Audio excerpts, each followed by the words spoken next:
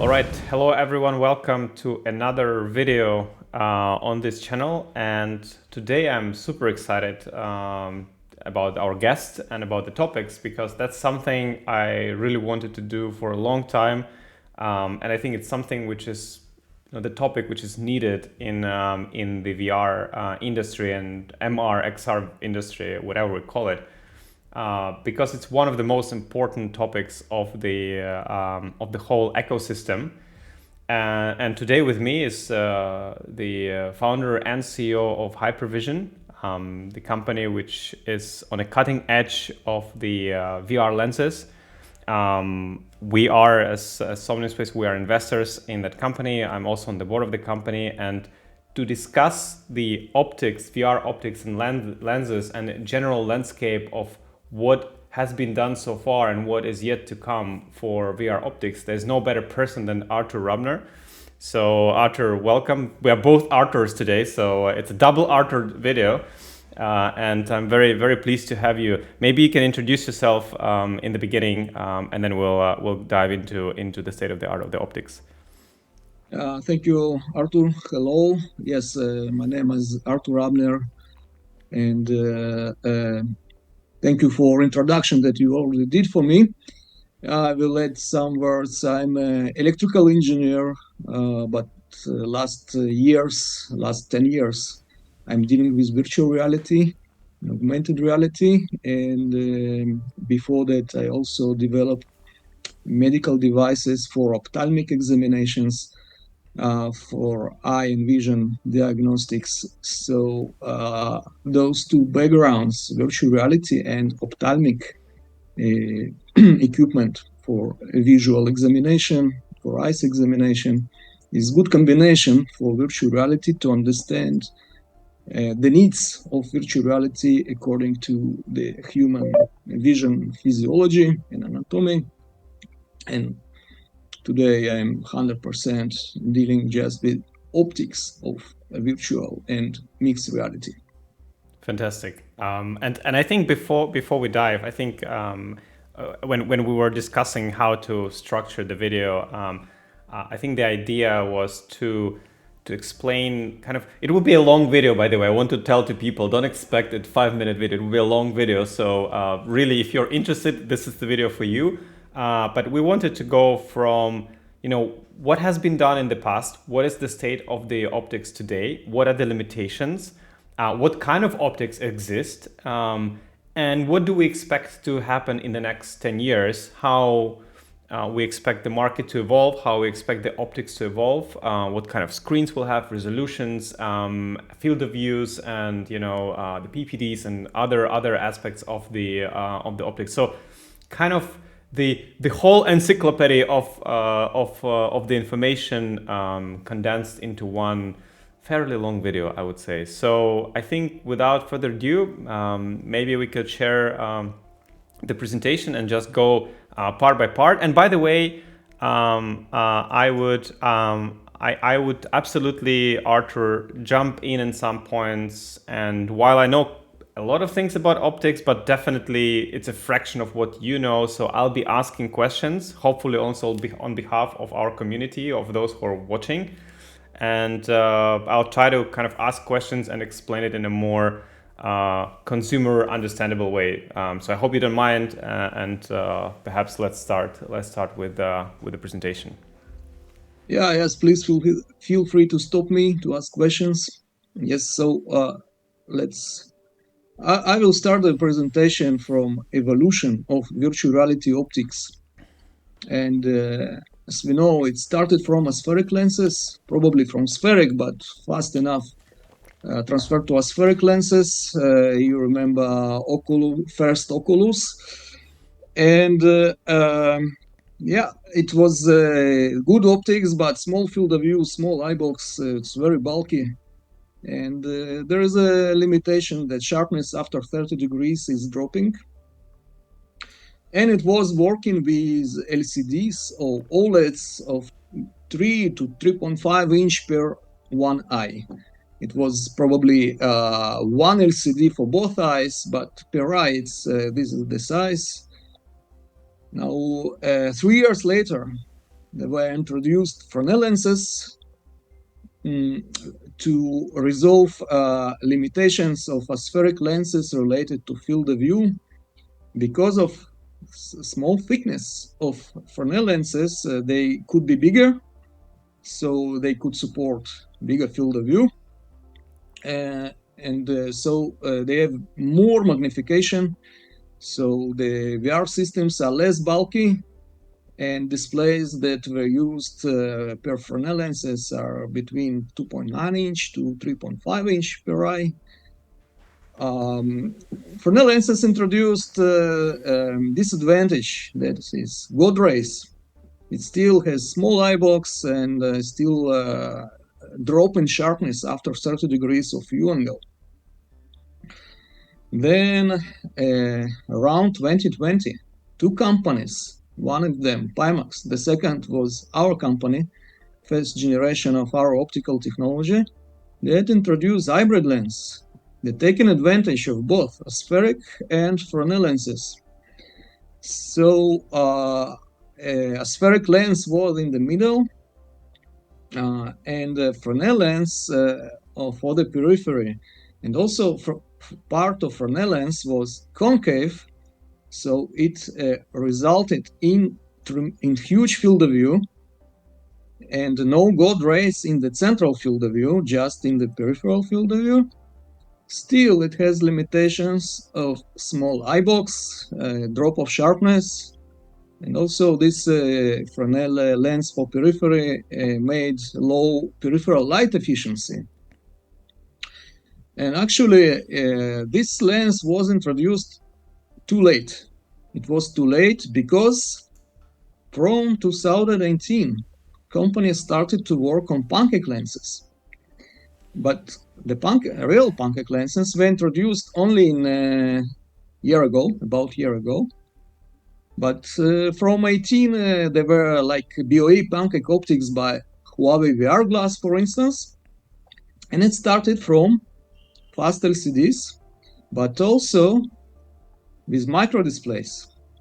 So there is a little difference in Pancake lenses for fast LCDs and for micro displays.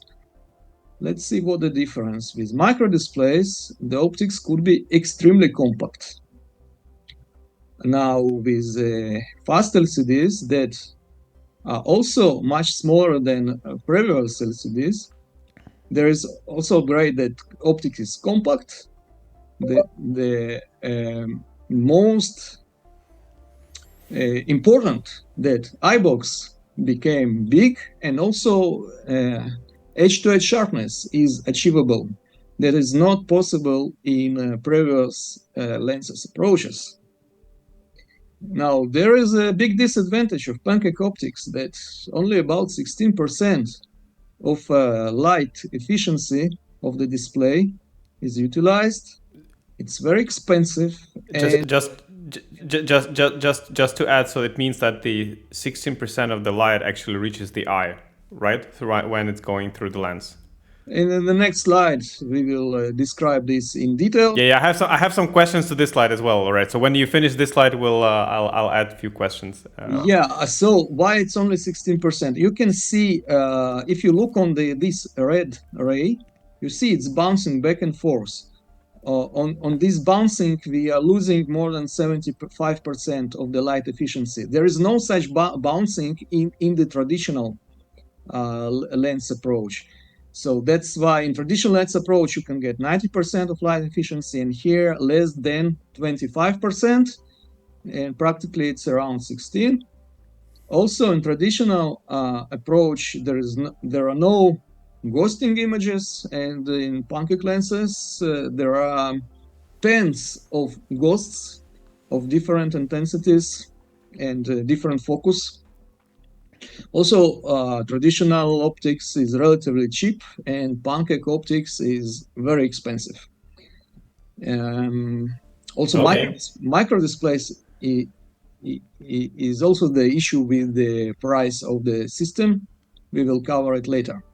Yeah, we'll get there. So I have a question. So as you know very well, in VR1 we're using aspheric lenses, a special type of aspheric lenses. And As far as I kind of see during the development, right now we came to a point where we squeezed the maximum of what we can get from aspheric lenses, and the biggest downside at this point, from what I see in VR1, is just the size of the eyebox because of the dual setup and everything. So you can go higher with a higher field of view, but the setup becomes just big. So that's why our eyebox is very thick and big.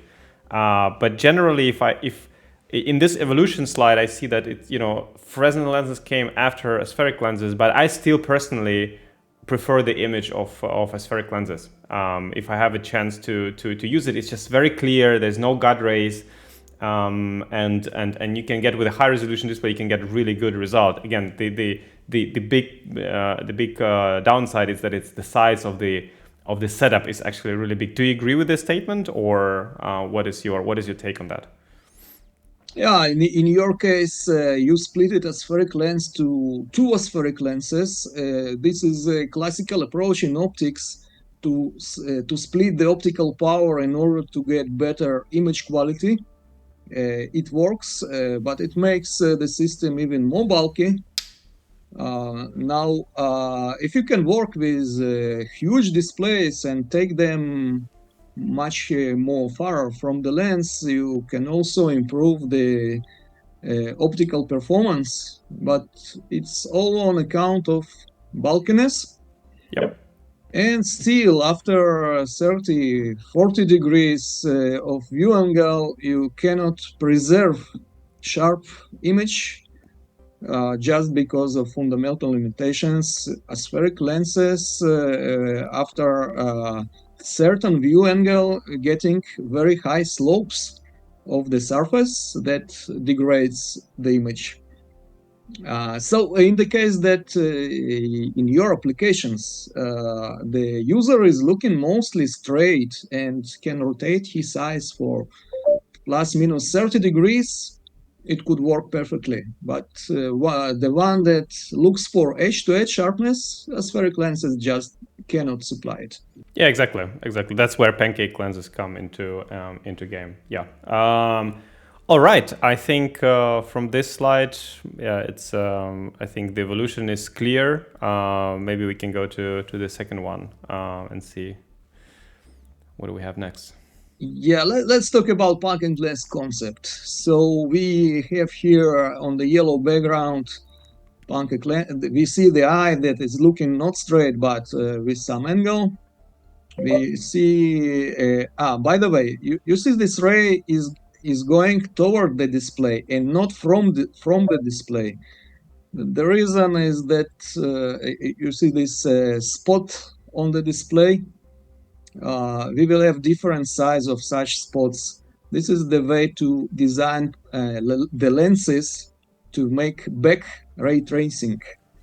You will see display and Pancake lens module as rectangular. It shouldn't be rectangular, it's just as black box. But let me show you the main advantages of the Pancake lens. So because of folding light paths by means of polarization control, the system is much more compact. And another is that edge-to-edge sharpness and big eyebox is received due to the fact that most of optical power is coming by reflections and not refractions. You can see there are two reflections here, and this is what is bringing most of optical power.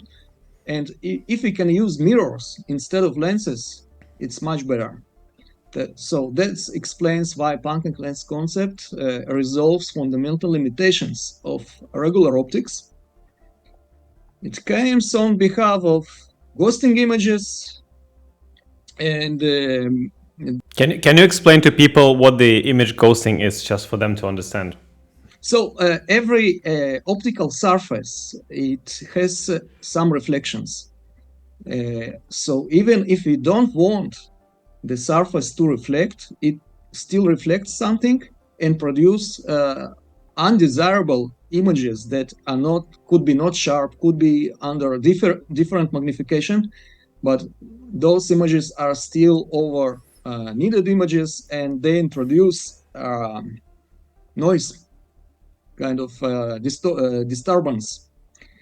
Another ghost images, as you can see here, the rays are going back and forth, but some rays are passing when they shouldn't pass. This also creating ghost images. But in a moment, you will understand it's better about ghosting images. Just second point, the Pancake lenses are very sensitive to orientation of the components doing polarization manipulation. And they're also very sensitive to the material of the lenses. There is such professional optics term, biofregions. Let's have different refractive index for X and Y direction. So biofregions should be zero or close to zero for Pancake lenses. Otherwise, it will be a disaster with ghosting images because polarization manipulation will not work. Mm-hmm. So that explains why Pancake lenses are much more expensive than traditional lenses. Everything related to polarization. And not only expensive to, but also very, very complicated to produce. I mean, that's why the price. But that's it's a complex process. That's part of the cost complication in production. Yeah. So let me explain how it works. Now, what we have here, we have an eye that looking on the display. Now, display generates at this moment 100% of polarized light. This arrow shows vertical polarization of the light. Now we have a first component here, quarter wave plate or retarder, that what it makes? It rotates the polarization.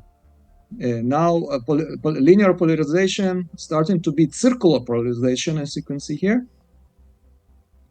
Next, this ray is meeting first lens surface. And this first lens surface has semi-reflective coating that reflects back 50% of the energy. And this energy is wasted, already wasted. Another 50% is going through this lens. Now, it could be single lens, it could be dual lens, could be triple lens. In this example, we will show dual lens. So this first lens should, the second surface of this first lens should be anti-reflective coated. Otherwise, it will produce ghosting images. And now, you see, this is a circularized polarization is passing through another quarter wave plate, retarder number 2.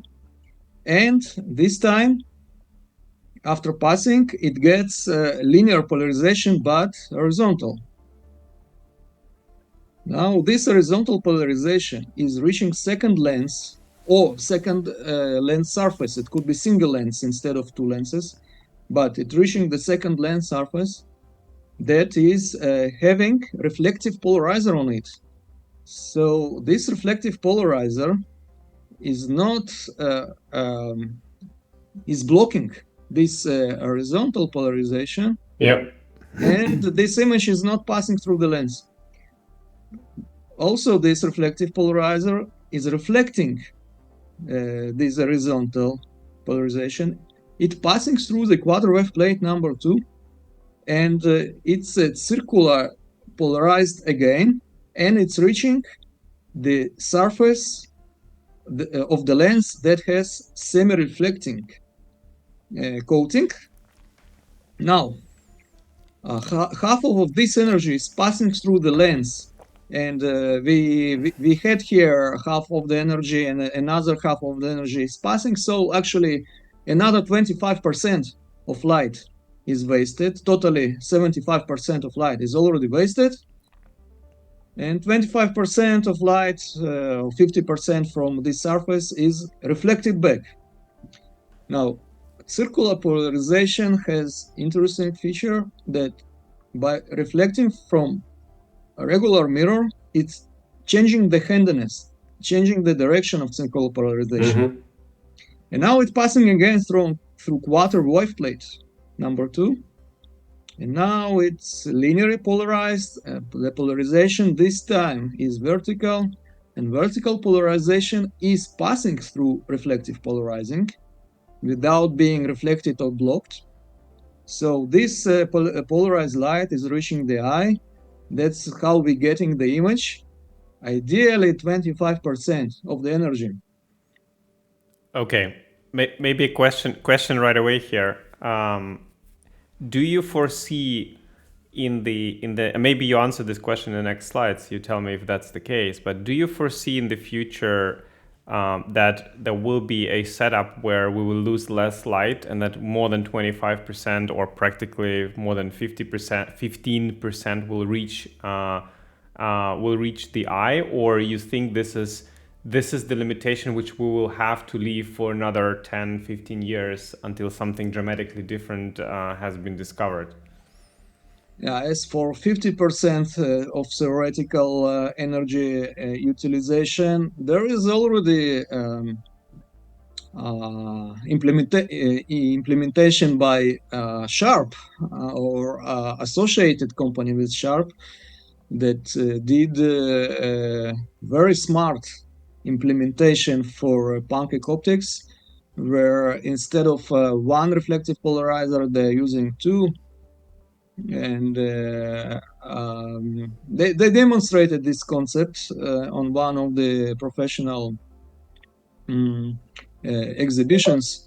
The limitation of the concept that the lenses, surfaces, the first surface that close to the display and the second surface that is close to eye, and both lenses should be similar, and in order that this will work. And once those both lenses are similar, it brings another bottlenecks in optical design, that you cannot get high performance, high optical performance from that, but that.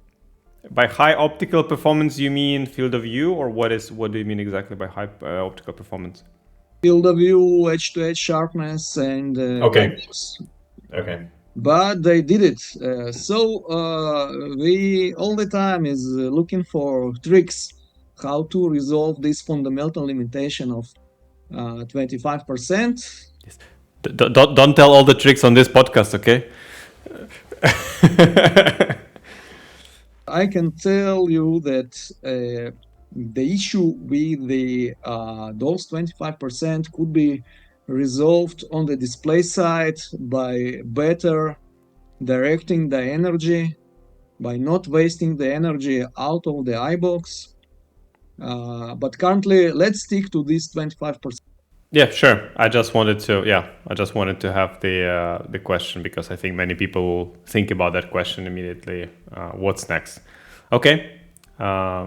So we can assume that Pancake lenses will be with us for at least 10 years from now. This is the best what we have in the evolution. There are works on holographic lenses, holographic Pancake lenses to make solutions even thinner. But those solutions are academical and not practical. So let's assume for next 10 years we will have Pancake lenses. And just with this assumption, I just want to say that the assumption is that right now we're in a starting period of Pancake lenses, actually.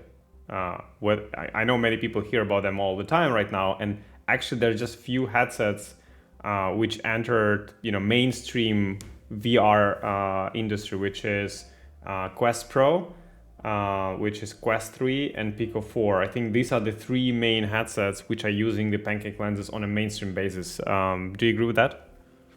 Yeah, also Apple Vision Pro. Yeah, of course, but it's not yet out. I mean, the ones which are selling already. Yeah, so yeah, the three headsets that you mentioned are the main consumers of Pancake lenses with good performance, relatively good performance. Yep. We will talk about them later in this presentation. Let's talk a little bit about human vision versus virtual reality. Let's start from field of view.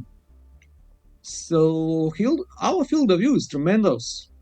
When we're looking straight, we can feel from the sides events. So we use a 210 degrees field of view when we're looking straight.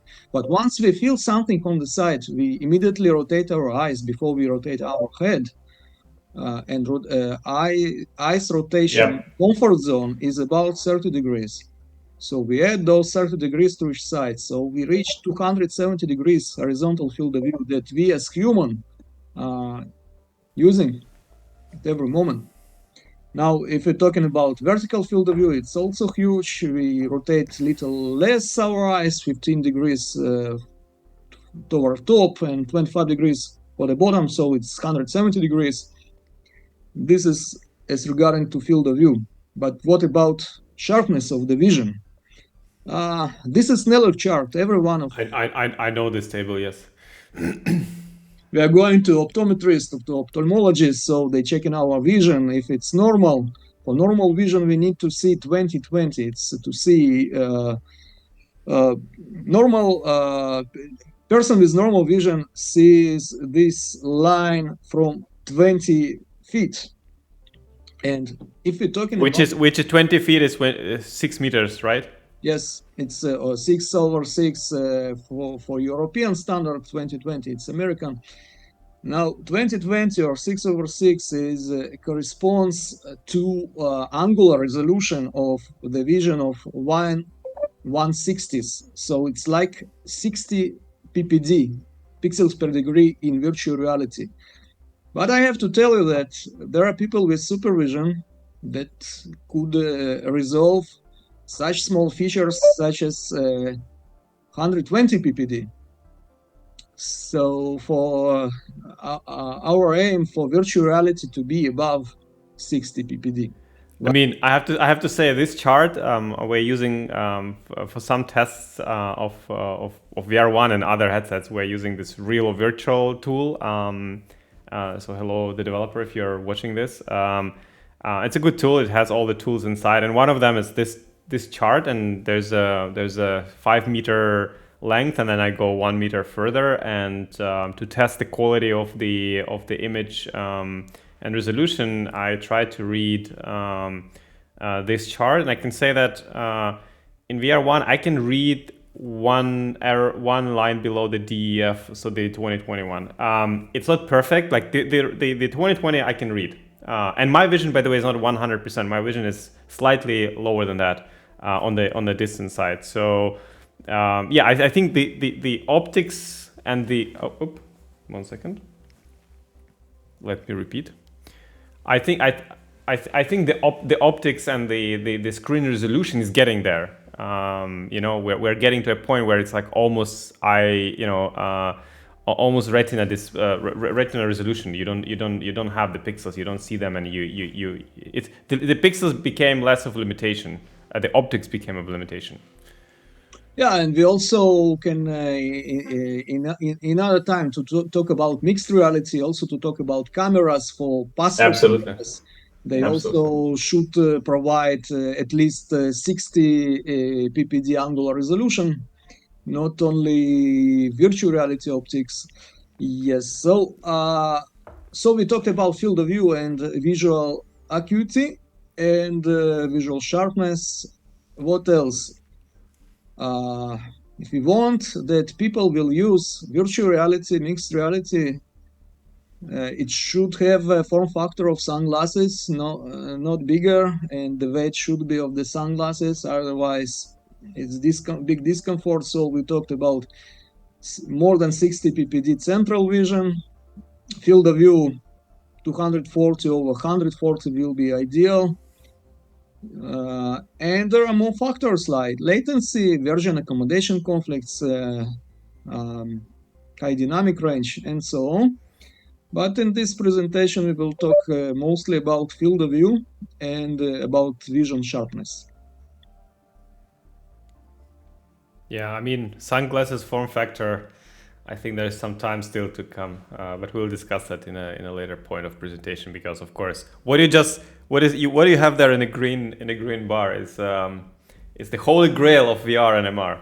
And we can in the end of this presentation we can personally express our opinions or how far away we're from this. Yeah, it will be at the end of presentation. Now, when we're talking about sharpness, one of most important parameters here is the eyebox, because virtual reality glasses or headset are never perfectly aligned with our eyes. So bigger eyebox secures us a good vision. So let's talk about eyebox now. Now, you can meet parameters for eyebox, but you never know what is it around. So we need to explain what is it eyebox and how to relate to the numbers that you see from marketing people of the VR glasses. So let me explain. Yes. So what you see here is the eye with pupil. Next, you see here ideal lens, collimating lens. The lens in virtual reality is taking rays coming from the pixel on the display that are diverging. The rays are diverging, and collimated lens is making them parallel, going toward the eye and passing through the pupil into the eye, and then they are focused on the retina of the eye. For the now, this eye is looking straight, so the for the 0 degree, the image is arriving to the macula, to the fovea of the eye, where we can see the objects in much sharper way. But you can see there are other angles, 30 degrees, 50 degrees, that are used now for peripheral vision. Yeah, everything is crossing through eye pupil. And we have typical eye relief, the distance from the cornea of the eye toward the lens, toward the center of the lens. And for straight gazing eye, looking here on the 0 degree, the lens is optimized for this 0 degree in this area. Now, eyebox, we are starting to define the eyebox. Eyebox is bigger than the pupil, much bigger than the pupil, and it also has second dimension. To understand it, let's see next situation. We rotate our eye to look on this pixel over 30 degree. Here is the eye rotation center. Now we still have 0 and 50 degree here. Here, this pupil of the rotated eye.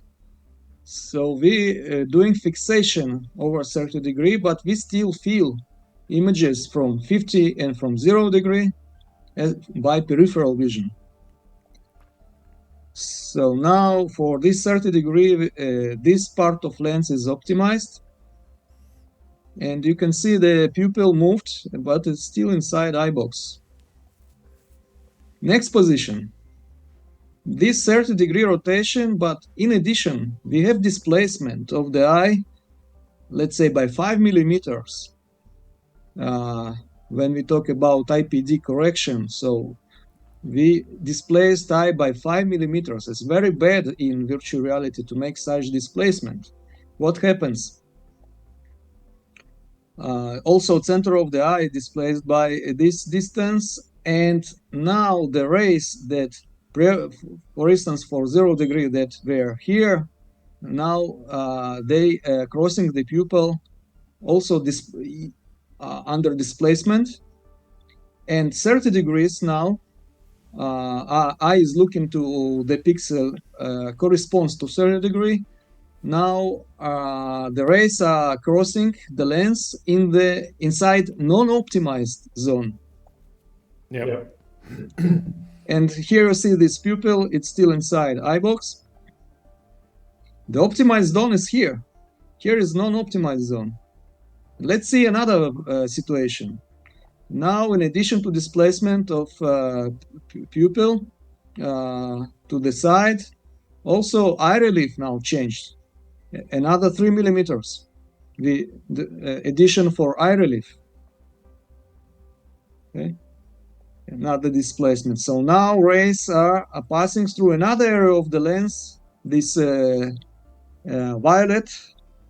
It was pink. Now it's violet. And yeah, and still now you can understand why we need second dimension for the eye box. You see the pupil on the other side of the eye box right now.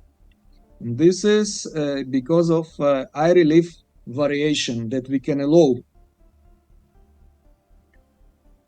So if we want to define the eye box, it's still not final definition. We need to account the pupil diameter. For virtual reality, we usually use 4 millimeters pupil. Pupil is changing according to the brightness. So minimum pupil diameter for the bright day is 1 millimeter, and at night maximum pupil diameter is 8 millimeters. We take 4 millimeters, and then we have this displacement of pupillary distance, and then we have eye relief max and eye relief mean. This initial definition of the eye box, but it's not final. I will explain why. We're going to hear from the previous slide, we have this eye box that could be defined by horizontally by eye relief max minus eye relief mean, and vertically by diameter of pupil and displacement we can allow to each to left and right. But it's not, this is not all. Let's explain why. So the pupil positioned 8 millimeters from the eye rotation center. Now the eyeball is about 24 millimeters diameter. So the cornea positioned 12 millimeters from eye rotation center. And this is important to define eye relief from cornea to the lens first surface, typical eye relief. Now let's look. So for 0 degree, this is straight looking eye. We have optimization zone of the lens for 0 degree straight view. Now for 30 degrees, the pupil is moves on this radius of 8 millimeters. Now this is another optimization zone of the lens for 30 degrees, and for 50 correspondingly. And pupil again moved on this radius. Now let's understand why we need such wide solid angle of light emission. From the picture in the middle, we see the rays that are much narrower angle than we present here. So now it will be clear. So this is from a previous picture when the eye is perfectly aligned with the optical axis of the lens and its correct eye relief. And yes, and it's optimized, and the lens is optimized here. Now we're moving the eye by pupillary distance error. The pupil is moved. Another rays are participating here to pass through the pupil through non-optimized zone. Now another position, we taking the eye back to eye relief maximum that we can allow. Additional rays are participating. Now let's take the eye closer to the lens that it should be, and opposite direction with pupillary distance error. You see other rays are participating. So all those rays are coming from a single pixel, and the lens should collimate all those all those rays, sorry. Now we should take into account that this area of the lens and this area of the lens is already optimized for 0 degree and for 50 degree. So what we need to have here, the Eyebox optimization margins, and we will talk about the Eyebox optimization margins in 2 slides. But remember that because of challenges of the Eyebox, that eye could be at different locations, we need margins for Eyebox optimization in the lens design. So after explaining that, Eyebox is extended according to maximum gaze fixation angle. So in the past, when we were talking about augmented reality, where the field of view was extremely small, so this extension due to the gaze rotation wasn't so important. But now, because of very wide field of view, so you can see here in the green, the eyebox is extended. Therefore, when we are hearing from marketing guys about eyebox of 6 millimeters or 16 millimeters, we need to ask for definition of eyebox. Otherwise, this is not telling something useful. Okay, yeah, that's a good point. Artur, 1 second. So this is a pause for a second for this. I have like 25 minutes. Do you think we'll be able to do it through the 25 minutes, or do I need more? Do we need more time? We will do another session if it will be not enough. Yeah, not because it needs to be one video. So we could. I would love to kind of get to the conclusion for this video so that it will be like one video. We can always do another 3 videos later, but at least this video needs to have a conclusion. So I'm just thinking. Let's try. Let's try to kind of move. Wait. Let me. Okay. No, I don't have questions. I think the conclusion which you just said, that when someone tells you about the Eyebox, this is important to understand what exactly the marketing materials tells you. I have to say, I mean, I don't see so many companies try to utilize Eyebox as the marketing part of the materials, but sometimes they do. Mm-hmm. So to understand the real meaning of the Eyebox, we need to show another 2 slides. So now we back to Pancake lenses. 2 types of Pancake lenses for fast LCDs and for micro displays. Yes, fast LCDs, typical size for good field of view is 2.56 inch. Can you define good field of view for because this will be a very interesting slide for everyone, I'm sure, because people are always discussing why can't we have Pancake lenses and just put OLED screens and everything will be great with higher field of view. So what is the typical good field of view for fast LCDs Pancake lenses? The typical field of view today is about 100 degrees, around 100 degrees. But if we're talking about micro displays, micro display should be at least 1.3 inch. Otherwise, it's tremendously small field of view. For 1 inch micro display, you get something like 70 degrees field of view. And when you see in the marketing materials 90, it's not true. Now, another thing is just 1 second. For the micro displays of 1.3 inch, which by the way is right now the standard micro OLED display size, right? This is what we're talking about. This is majority of the displays will be of that size. What can we get as the maximum good field of view for micro OLED Pancake lenses, micro OLED displays Pancake lenses? Yeah, we can reach huge field of view with micro displays, but I will explain it later. All right.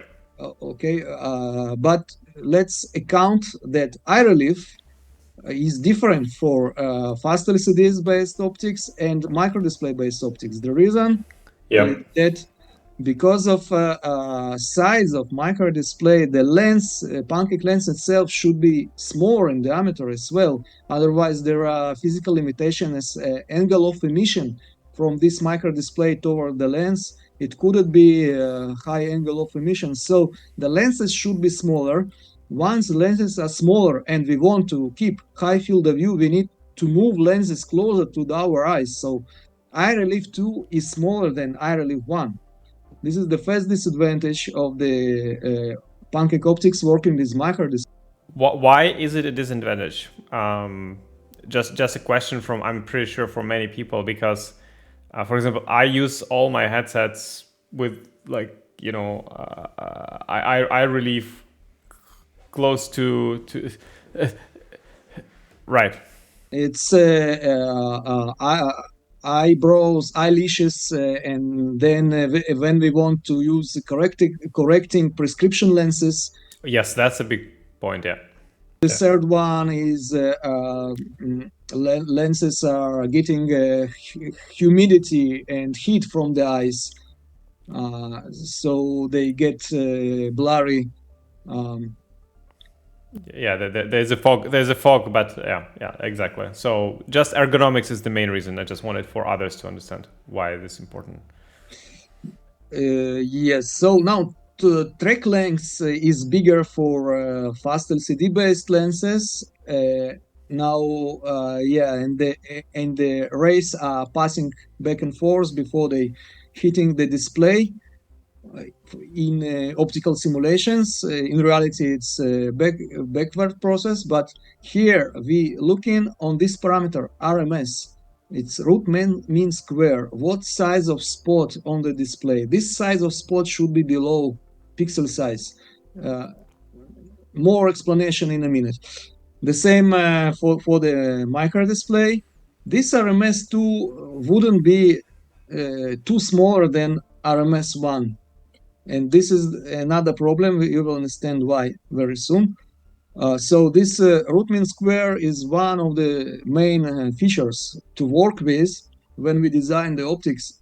There are others like MTF and spot diagrams, color latency, other aberrations. But let's talk about root mean square. That it's very intuitively clear. What is it? So we have angle of view, and root mean square is measured in microns. Also, pixels are measured in microns. We have some pixel size, and this is the chart for root mean square as function of angle of view. So after 45 degrees, it started to grow up, even for Pancake lenses. And the same for micro displays, but pixel size is much smaller than for fast LCDs, while the RMS2 is not much smaller than RMS1. And as a result, you see, this is Eyebox Margin. We can allow to, when the lens is not perfectly aligned, we can allow this RMS to grow up until pixel size. The same here for micro displays. As you can see, Eyebox Margin is much more narrow. So we cannot allow here to grow to this RMS too much. And this is why the Eyebox is limited with micro displays, because of small pixels. Do you have any questions here? No. I'm just trying to formulate the question for what would be if we look at this slide, because I think this slide describes the physical differences between micro OLED displays and fast LCD displays. How would you summarize this let's say this battle between two types of displays? I know we will come back to it later in the slides when we will be looking at displays, but how would you summarize from the optical performance of those two different setups? Where do you see this, let's say if you move forward, how do you see micro OLED displays to evolve and fast LCD displays to evolve? And what will be used more, in your opinion, and why? Of the cost and personalization. If you can personalize headset or glasses for the person and no limit for the price he can pay, micro displays could provide quite good solution because of small form factor. When you say quite good solution, because I know people mainly care about field of view and edge to edge clarity. What about field of view? What when you say quite a good solution? Let's say it's prescribed. Let's say we're in a perfect spot for your face. What are we talking about? What is realistically with 1.3 inch display? What is realistically we can get in the next maybe 5 years or something? What do you think? In few months, when Apple will release the Apple Vision Pro, it should provide little more than it will be around 100 degrees. Yeah, but we are still talking 100. We are not talking 150, right? That's the whole point. I want to clarify. We are talking about somewhere around 100 plus minus 5, maybe 10. But even 10 is my understanding. Maybe 10 is already kind of a stretch, right? We doing internal designs. We for 1.3 inch we can get field of view of 130 degrees. But that's still experimental, right? Yes, but it's requiring some tricks to make. We cannot disclose now. And also, already 1.3 inch is extremely expensive. So Yeah, I guess vendors I will can make confirm. 1.4 inch, 1.7 inch that will be even more expensive, but they're already expensive. So with 1.7 inch display, the field of view could be huge. Now, if it will be perfectly matched with the face anatomy of the user, this eyebox margin, small eyebox margin, will be enough. Yeah, I want to clarify. When you say they're expensive, they're extremely expensive per screen, and I think the production complexity for those screens is abnormal. From the reports which we hear, that Apple is scraping 80% of the displays which they're getting from Sony. I think it's round about the truth. And the amount of money they pay for the single screen is enormous. And we'll get to that in another slide. I just want to clarify to people so that we match the expectation. Yeah, perfect. So the expectation of people, I know for many people, even for those who are enthusiasts, because I deal with community and stuff. The expectation is, hey, micro LEDs are here. We just need to take them, make them bigger, and make the higher field of view. Boom, the problem is solved, and let's keep the price low. That's the expectation of people, but the reality is in a very, very different landscape right now. Micro displays is produced by different technique from fast LCDs, and this is expensive technique and very sensitive to production yield. And as bigger the micro display, the yield is worth, and so it's much more expensive, not in linear way. Bigger, it's kind of exponential growth. Yep. So let's discuss what displays we have today. Let's bring in one by one. So as for fast LCDs, there are two sizes actually today, more than two, but most popular is 2.1 inch, and the second is 2.56 inch.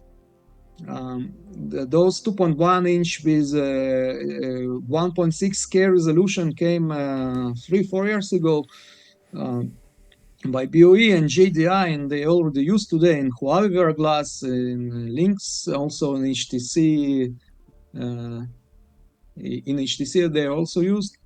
Now there are introduced new displays with 2.1 inch by TCL with higher resolutions, so pixel size is going down. Can you explain to people pixel size? Because I see here in this, we understand the resolution. Everybody understands the resolution. What does pixel size have? What influence does it have over the image quality in general, the display and the optical system for the headset? Yeah, so as we showed here, this RMS by back ray tracing the spot size of aberration of the perfectly collimated light after passing the lens and arriving to the display. This RMS here, you see this orange line. Yep. So when the pixel should be bigger than this RMS in order to see sharp, to distinguish between this pixel and neighbor pixel, between two pixels. Yep. Otherwise, if the spot is bigger than the pixel, you cannot take advantage of the high resolution because neighbor pixels will be seen as one. So on other side, when we have very good RMS measures, a smaller pixel is better for us. We can get more pixel per degree. So that's why pixel size is important, the size of pixel. We are trying to reduce the pixel size, but not to reduce too much. There is some limit to leave the eyebox margin. So for instance, today in our prototypes in Lynx, pixel size of 24 micron is used, and it could have a big eyebox margin, very big, maybe extra than needed. And when this pixel size will come to 14 millimeters, like or 12 millimeters, like in case of this Innolux display that was presented on last SID, this Display Week exhibition. Yep. It has 4K resolution, so pixel size is only 12 micron, and still you have eyebox margin, so you can take advantage of this 4K display and get above 40 pixels per degree. So this is related to fast LCDs. There are a lot of possibilities to use fast LCDs today. There is some of them in mass production, like in Pico 4, we have, I think we have Sharp, but probably in some models we have BOE and JDI. Now, if we will talk about micro displays, situation is quite different. Let's start from SIA 1.3-inch display. It's expected to be released now, but it's always delays. Now, those displays by BOE, SITTEC are they are just introducing them, or they planning them for next years. Everything what I've shown here is from open sources on the internet, no classified information here. Now, if you're talking about those displays by SIA and SITTEC, 1.03 inch, they are just irrelevant for virtual reality. They provide about 70 degrees, very small field of view. And do you know from the open sources, just for the audience to understand? Do you know, or if you don't know exactly, what's your anticipation? Like if we talk about Sony and Apple Vision Pro per display, what do you think the price per one display? And the headset needs two displays. What is the price per display for Apple Vision Pro? What do you think? In some sources, I saw $700 per display, and but it's probably $700 per two displays. I'm not sure about that. I also know from open sources that right now BOE is trying to be second source for Apple Vision Pro, not just Sony. That capacity of Sony production is not enough for the capacities of glasses Apple want to release to the market. And just a small comment to what you just said about Apple Vision Pro, because I've seen sources as well like that. And I think when you say it's 700 per display, per two displays, it might be correct. But now we need to also put in consideration the scrap of how much they throw away. And that might end up being $1.2, $1.3 thousand per headset, per pair of displays, to just have the displays. And I just want to understand, when people say Apple Vision Pro is expensive and Apple is greedy probably, but I don't think in Apple Vision Pro they are that greedy, to be honest. My personal bet is that Apple Vision Pro is the least marginable product for the Apple lineup, and they earn the least money because it's just there's so much technology into it, and the components are pretty expensive. Would you agree with that statement? Yeah, the display has a huge part inside the cost of Apple Vision Pro. All right. Yeah, as we talk about eyebox margin, so the size of pixel in micro display is between 6 to 8 millimeters. We can reach RMS of 4 microns, even smaller, but still the eyebox margin is very low here. And this is what explains why eyebox is small. When you have reviewers that tried big eyes, I think, for instance, and others very compact Pancake optics based glasses, and they told that also edge-to-edge sharpness is not good enough, because you can see here we lose the sharpness from 35 degree and not from 45 or 50. Yeah, the pixel size is also disadvantage, not only advantage but also disadvantage. Yep. In the case of micro displays. And yeah, so if these glasses based on micro displays are personalized for someone's face, for other person, the user experience could be not good enough. Yeah, and I would like to add maybe I know you touched upon this in the table, but also because I know what users are talking about, right, and what are the users' expectation. I just want to clarify that when you see the table, what kind of displays, if we talk about micro displays, what kind of displays are expected to hit the production? People need to be very careful about getting themselves too excited of bigger, cheaper, higher, bigger resolution displays in the very near future. I don't think we're looking at the prices and the sizes of displays. I don't think we're getting cheap 4K per eye type Apple Vision Pro headsets in the near future at all. Like, I just don't see that happening. I know the complexity of producing the headset. Obviously, we're producing our own headset. And looking at that, I just don't see that any consumer grade pricing, like, I don't know, $500 or $700 even, will be able to reach maybe in the next 2 years, maybe even further. Do you agree with that? When someone is promising to the bakers or supporters resolution of 90 degrees with for $700 of glasses that using micro displays, I think it's not realistic. Yeah, I agree with you. Just for people, because I know everybody is excited about future and they think that Apple will open up the Pandora box. They will, but the Pandora box will take time to actually get to, because companies still need to produce those displays and it's very expensive. Okay, I guess we can go to the next slide. Yeah, so just example from the industry. It's what we have in Hypervision today. Those are real graphs of the RGB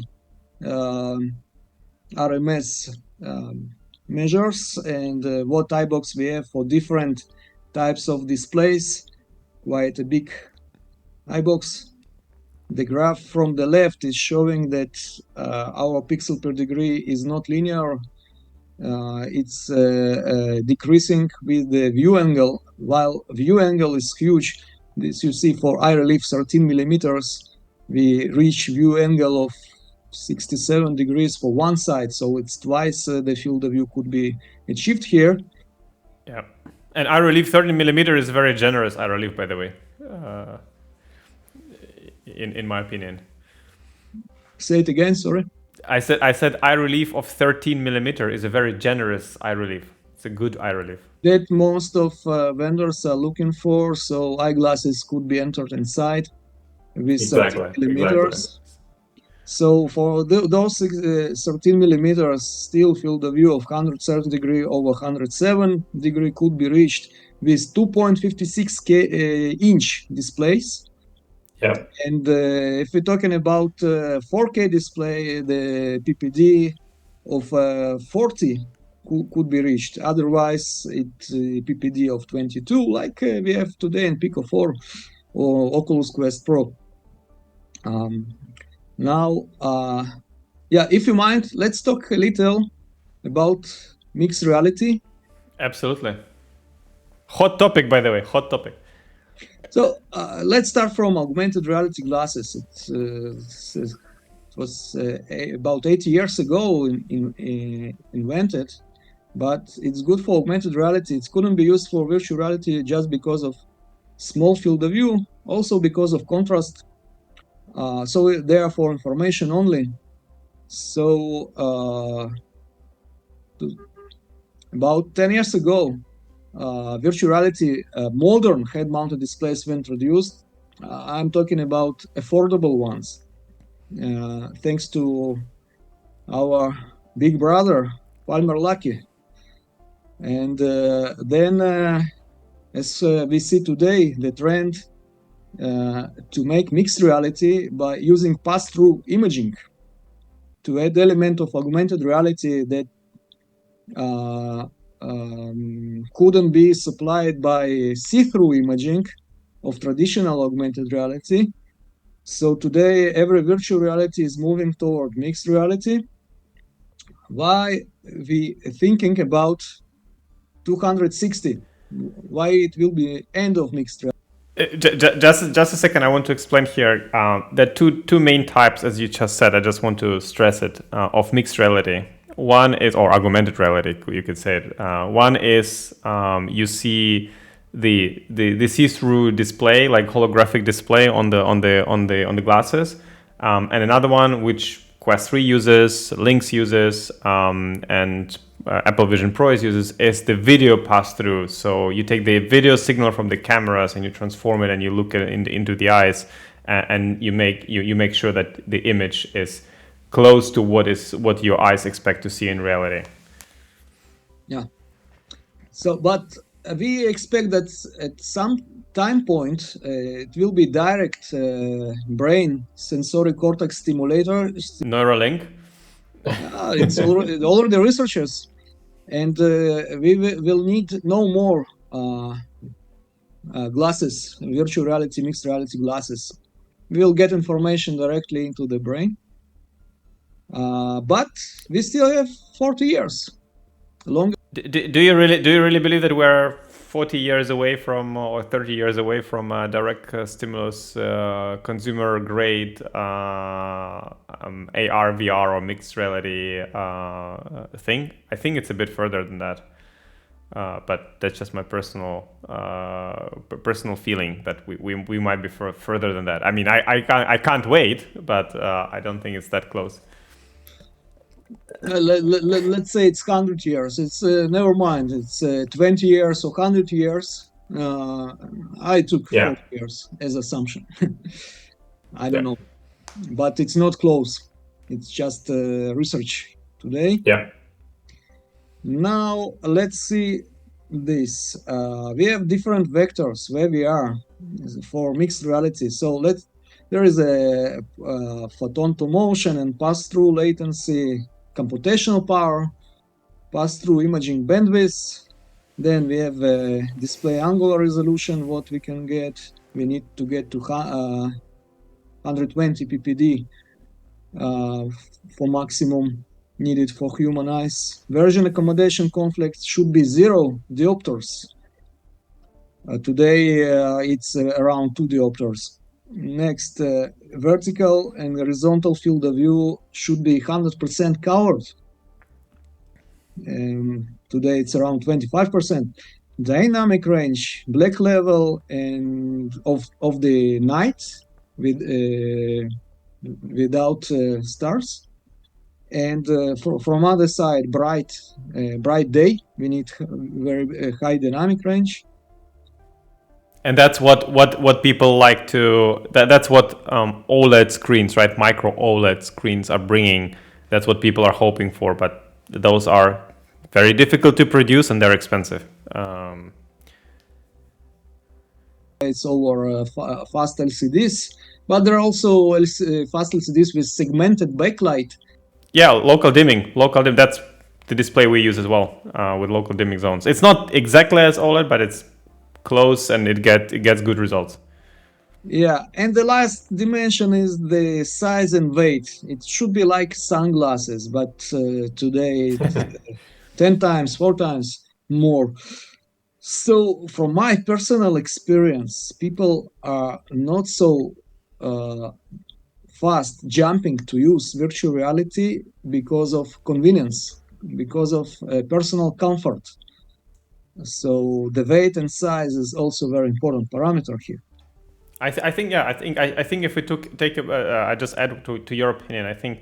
I agree with you that comfort is is one significant thing, but I also think that actual applications need to be they need to be rethought, or they need to get to a level where people would actually want to use them. And again, I think that from the terms of augmented reality and productivity and maybe media consumption, I think Apple will be probably the first headset which actually will bring a desirable use case for people to actually will want, to want to wear glasses for a longer period of time, if, and that's a big if it will be comfortable to use. We don't know that yet. Let's talk about Apple in a second. First, I present here Quest Pro or Quest 3. Where is it today?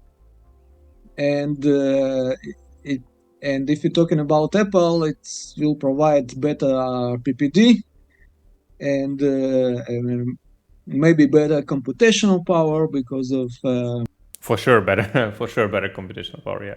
The dynamic range because of micro OLED display will be better, but still issues with field of view, with vergence accommodation conflict, and somehow they were able to make the headset very compact, but they did it bulky. So this is surprisingly why they did so bulky. I think it's because of 12 cameras and all the processing power, and of course they wanted to make it nice, the design, so they probably add some bulkiness because of the design. One question to you, because we're a little bit running out of time, but one question to you. I know you did and we posted it in the past, and we'll link it in the description of this video. We'll link the article. You did a pretty big analysis of optics for Apple because they didn't release any field of view. What was the number of, what do you think the field of view of Apple Vision Pro will be based on your calculations? Do you remember the number? Yeah, in my analysis, I put visible field of view of 120 degrees, but people that tried Apple Vision Pro talking about around 100 degrees. Yeah.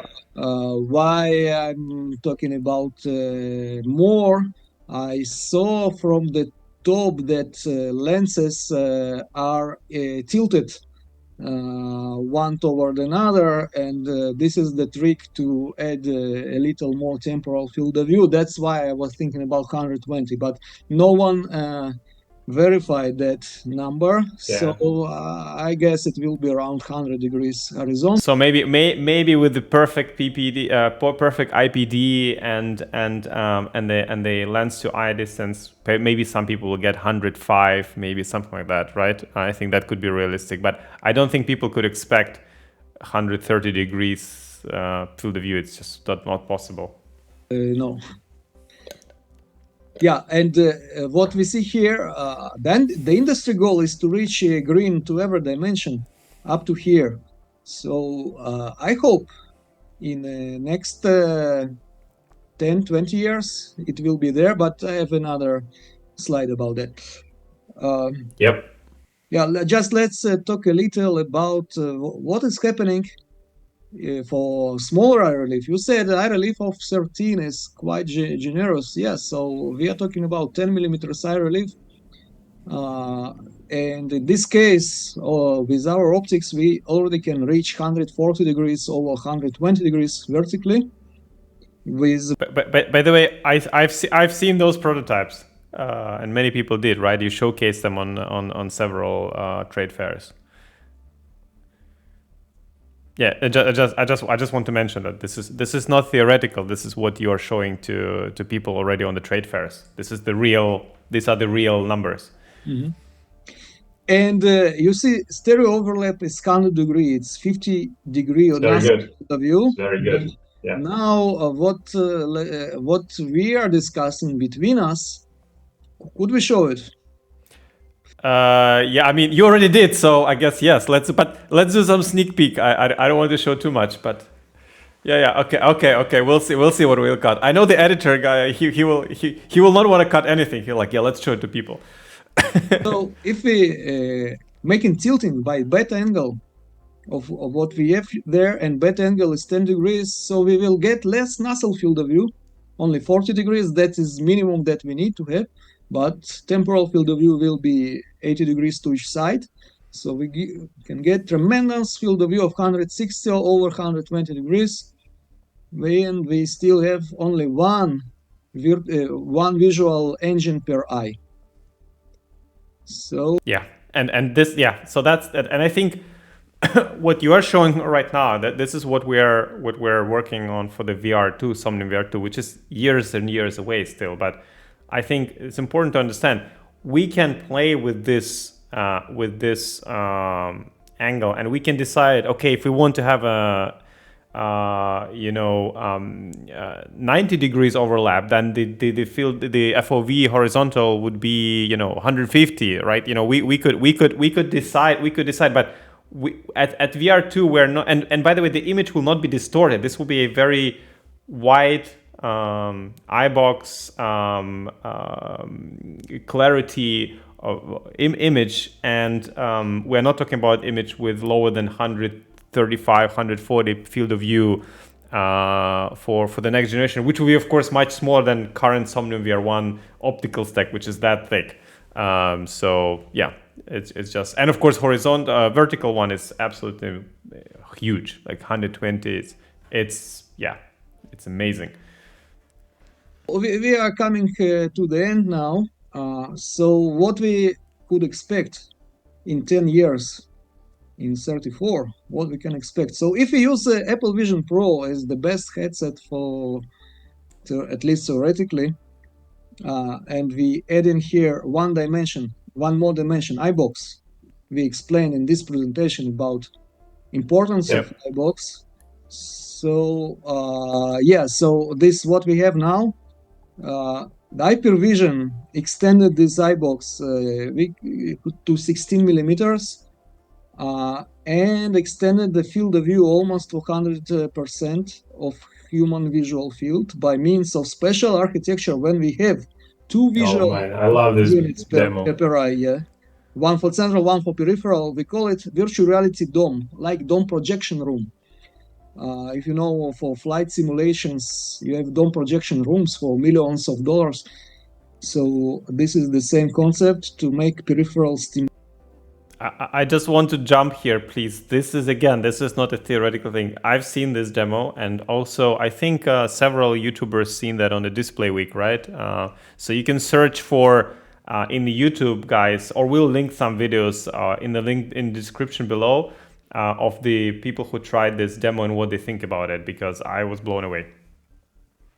Yeah, and as regarding, we also developing in other lenses for micro displays, so we can reach 60 ppd, and to make them really compact. You can see here, this is the size of the half eye, 24 millimeter eyeball, and this is the shape of the lens.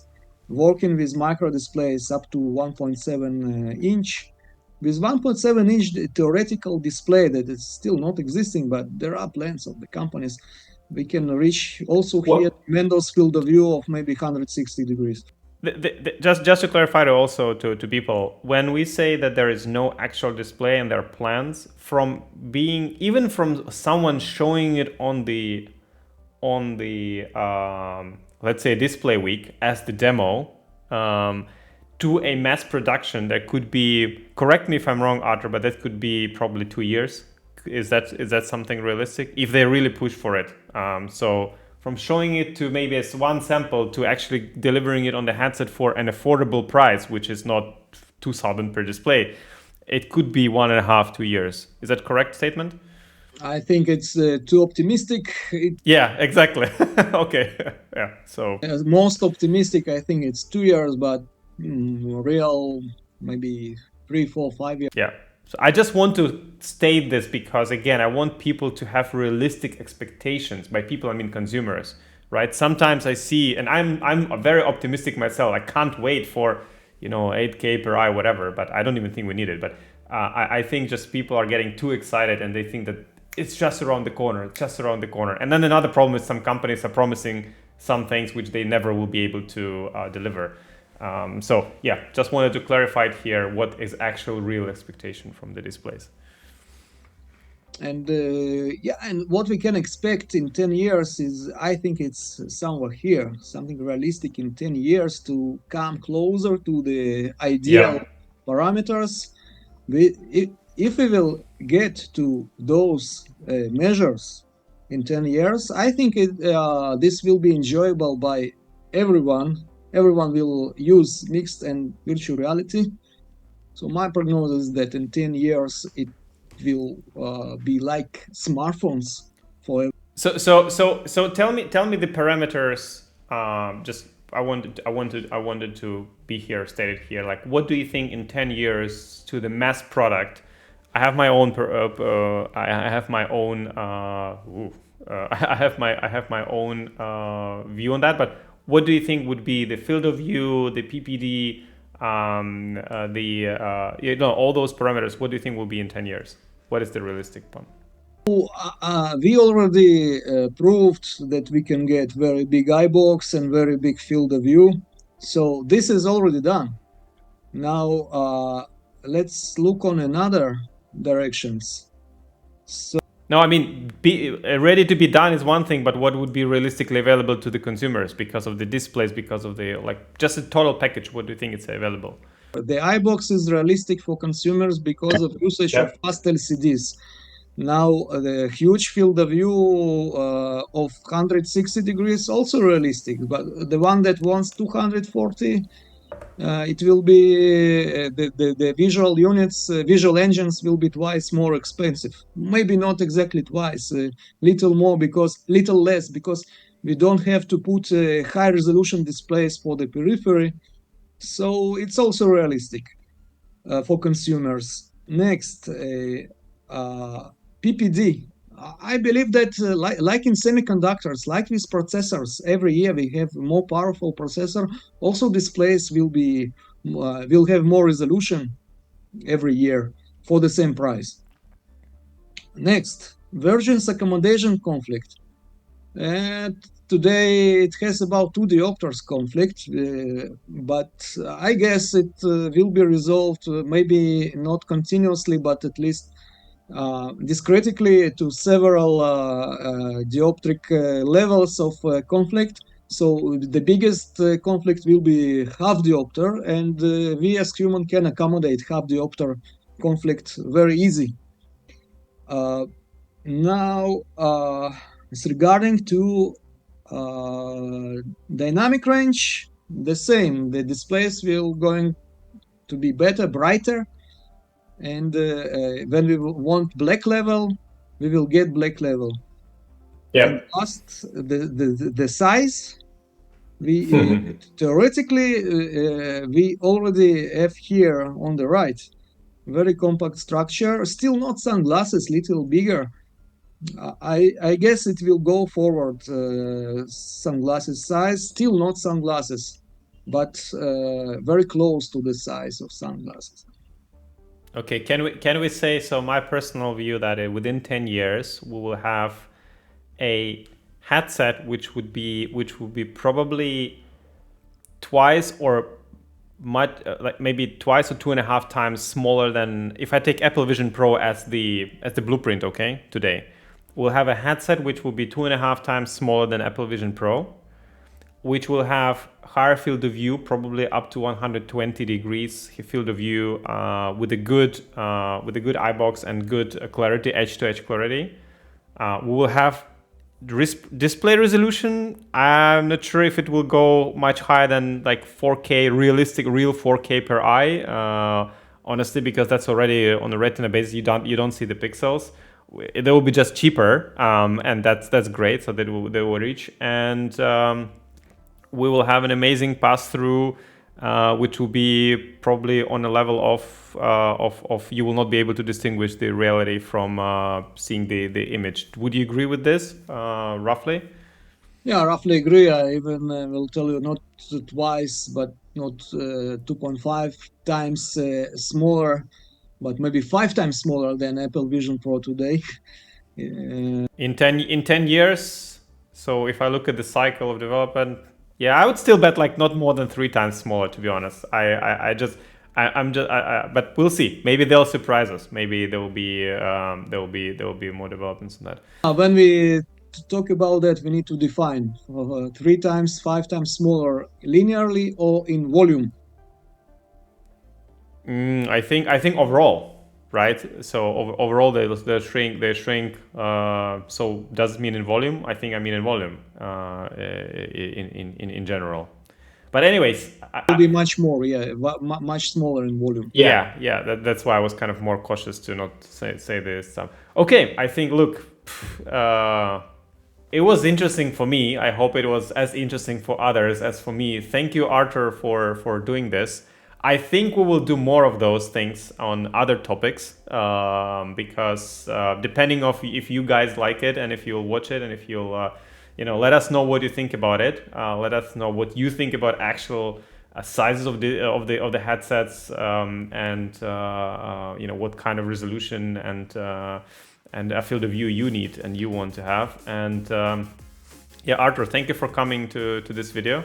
It was super interesting, and I hope to see you again soon here on this channel to discuss some other topic and do another deep dive. Thanks a lot. Thank you for inviting me for this interview. My biggest pleasure. Okay, everyone, goodbye and see you in the other video.